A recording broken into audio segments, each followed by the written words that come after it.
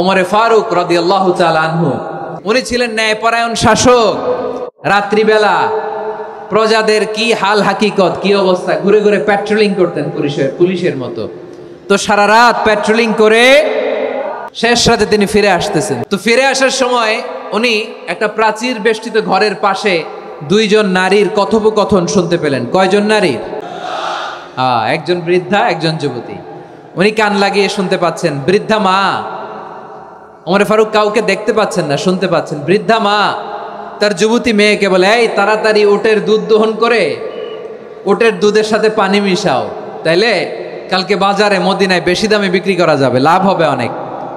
বৃদ্ধা মহিলা এটা বললেন। যুবতী মেয়ে উত্তরে বলে, মা আপনি জানেন না আমিরুল মুমিনিন খলিফাতুল মুসলিমিন ওমরে ফারুক দুধে পানি মিশানোকে দণ্ডনীয় অপরাধ বলে ঘোষণা দিয়েছে, জানেন না?